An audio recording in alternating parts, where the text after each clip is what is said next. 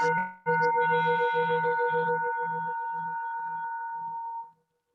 my friend. Oh, hello, Julie. So tell me, Happy almost New Year. yeah, almost New Year. So tell me about the bowl that you're playing. So,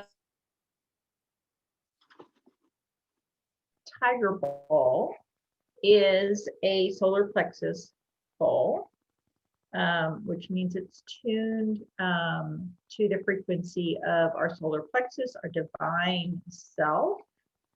Um, and I just felt like as we're transitioning out of 2020 into 2021, really reaching into our soul wisdom as we move through this time of transition. I call it this time in between because we're not quite finished and we're not quite into the new year. So, solar plexus, divine self, our soul wisdom. Well, that's just about perfect for what I have in store Mm. for you today, because we're going to revisit a poet that I introduced to you back in April. And I don't know if you remember the poem that was entitled Remember by Joy Mhm. Harjo. And Yes. I read her memoir, Crazy Brave, over the Christmas break, and I just fell in love with her writing style and her Mm. storytelling genius. And I have had this particular poem that I'm going to read for you today bookmarked, because back when I was looking at the poem to do in April, this was a runner up. And it just felt to me like, oh, this is perfect timing as we're heading towards the close of a year and stepping into a new year. So, Mm. a little bit of a refresher about Joy. She is a poet, she is a musician, she is a playwright, she is an author. So she's a multi talented wordsmith, basically. But she also plays saxophone and flute, and she's won something that is called I think it's called the NAMMYs, NAMMY, like a Grammy, but I think it's called a NAMMY, Native American. Okay. And she's, I've listened to a little bit of her music. She is the whole package, multi talented woman. She's currently the poet laureate uh, for the United States.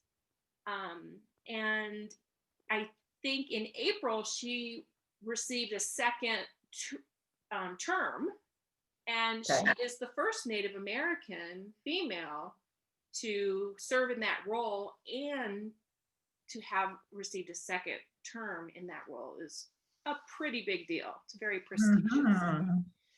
thing. So I am thrilled to share this poem with you. I just wanted to tell you, if you're looking at reading, interested in a memoir, something to kind of get into, her book, Crazy Brave, is beautifully written. One of the things I loved about the style of how she wrote the book is it's written in four kind of distinct sections that follow the directions. So it starts with the east, and then it goes north, west, south.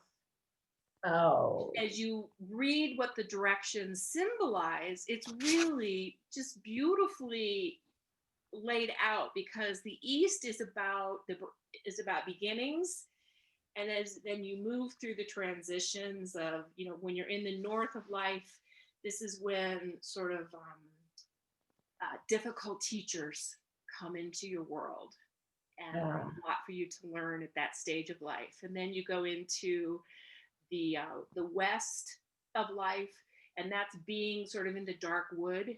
So you're in the dark night of the soul. It's when you're often really discovering who you are and what you're ready to let go of.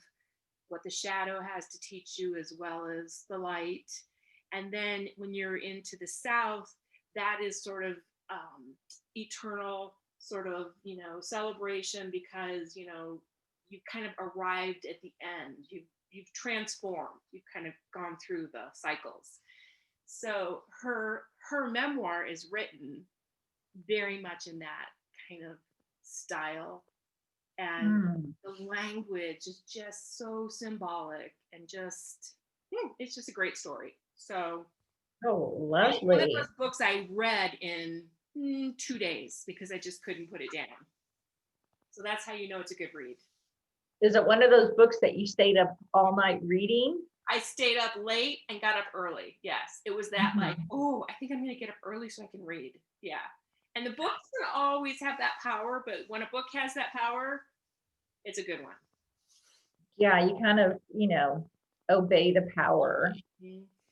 and you're willing to stay up late and get up early. Yeah, exactly. Super fun. So I pass that bit of information, but I want to get to her poem because it's not super long, but it's a little bit long. And Okay. she says about this poem, which was written in 2015, that um, that the historical times that we are in are time to remember who we are, and that she believes a poem um, helps us do that. It uses Mm. language that drops into a subconscious level that becomes a unifying experience when the poem is shared.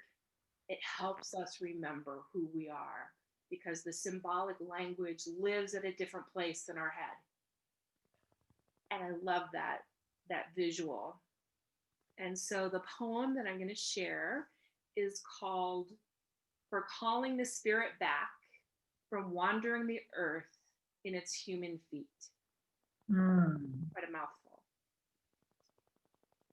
Put down that bag of potato chips, that white bread, that bottle of pop. Turn off that cell phone, computer, and remote control. Open the door, then close it behind you.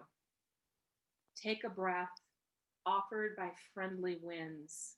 They travel the earth, gathering essences of plants to clean. Give it back with gratitude. If you sing, it will give your spirit lift to fly to the stars' ears and back. Acknowledge this earth who has cared for you since you were a dream, planting itself precisely within your parents' desire. Let your moccasin feet take you to the encampment of the guardians who have known you before time, who will be there after time. They sit before the fire that has been there without time. Let the earth stabilize your post-colonial, insecure jitters. Be respectful of the small insects, birds, and animal people who accompany you. Ask their forgiveness for the harm we humans have brought down upon them. Don't worry, the heart knows the way, though there may be high rises, interstates, checkpoints, armed soldiers, massacres, wars, and those who will despise you because they despise themselves. Mm. The journey might take you a few hours, a day, a year, a few years, 100, 1,000, or even more. Watch your mind. Without training, it might run away and leave your heart for the immense human feast set by the thieves of time. Do not hold regrets. When you find your way to the circle, to the fire kept burning by the keepers of your soul, you will be welcomed. You must clean yourself with cedar, sage, or other healing plant. Cut the ties you have to failure and shame. Let go of pain you are holding in your mind, your shoulders, your heart, all the way to your feet. Let go the pain of your ancestors to make way for those who are heading in your direction. Ask for forgiveness. Call upon the help of those who love you. These helpers take many forms: animal, element, bird, angel, saint, stone, or ancestor. Call your spirit back. It may be caught in corners and creases of shame, judgment, and human abuse. You must call in a way that your spirit will want to return. Speak to it as you would to a beloved child. Welcome your spirit back from its wandering. It may return in pieces, in tatters. Gather them together. They will be happy to be found after being lost for so long. Now you can have a party. Invite everyone you know who loves and supports you. Keep room for those who have no place else to go. Make a giveaway, and remember, keep the speeches short. Then you must do this: help the next person find their way through the dark. Mm. Mm.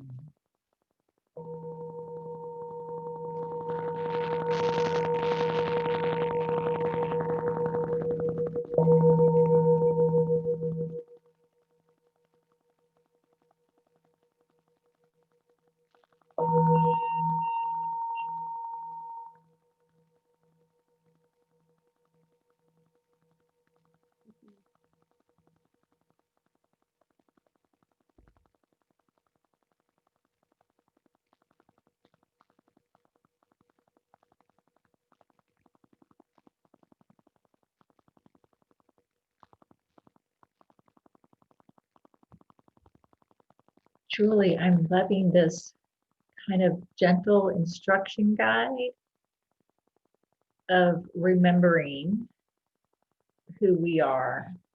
But that last line, that it doesn't stop with the remembering, that once you remember, then your task is to be a guide for others to remember as well.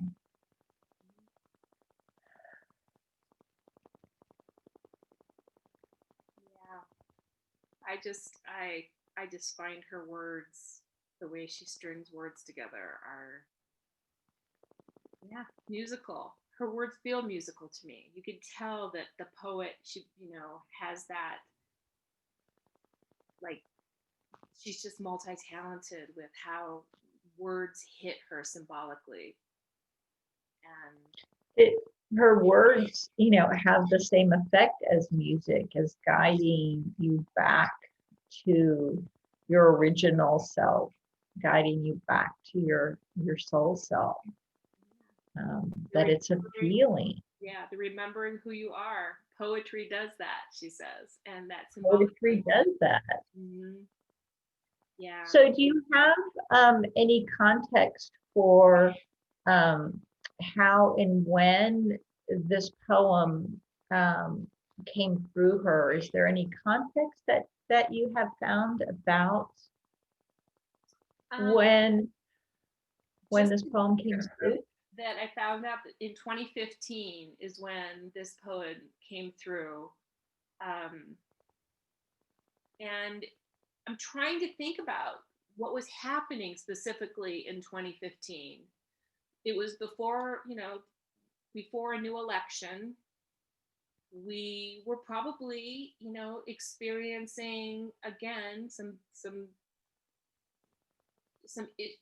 things within culture, American culture. She's from Oklahoma, so she is a member of the Muskegee Nation out of Oklahoma.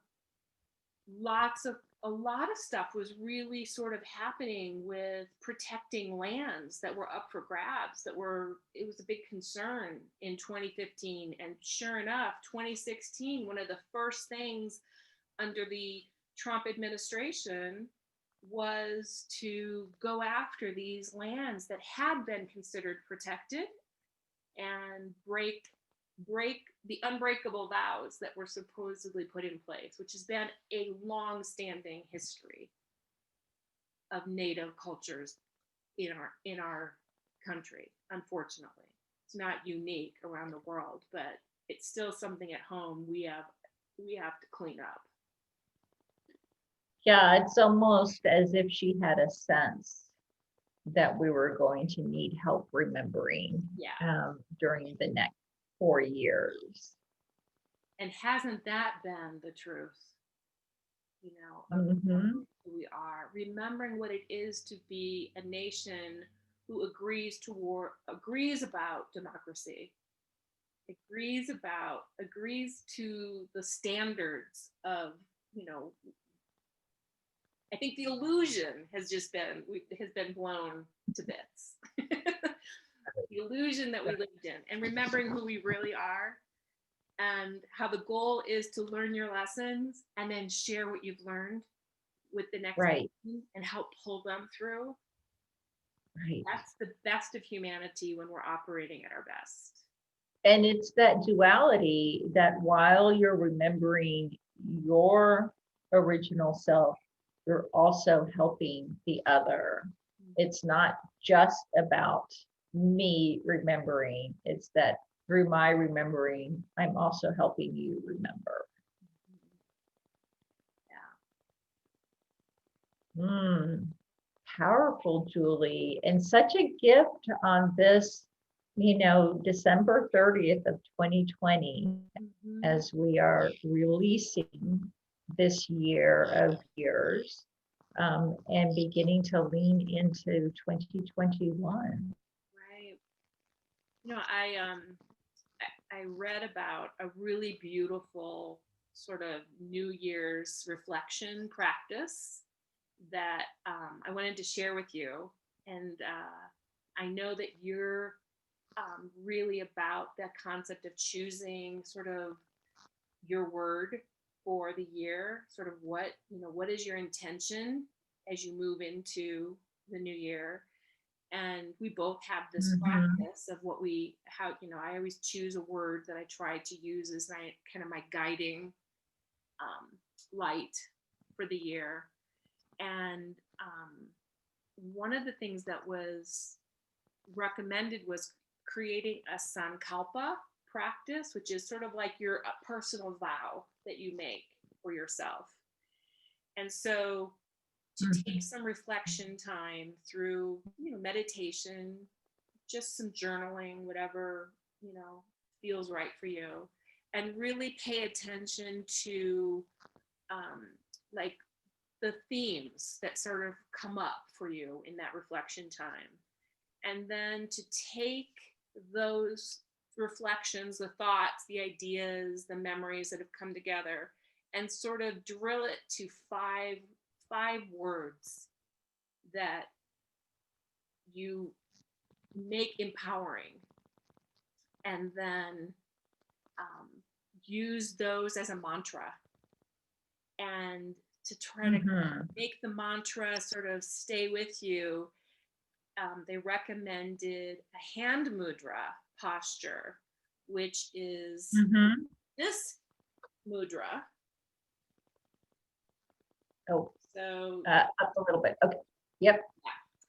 And to sort of repeat your 5-word mantra as you kind of hold the hand mudra, and use that as almost a way of really embodying Hmm.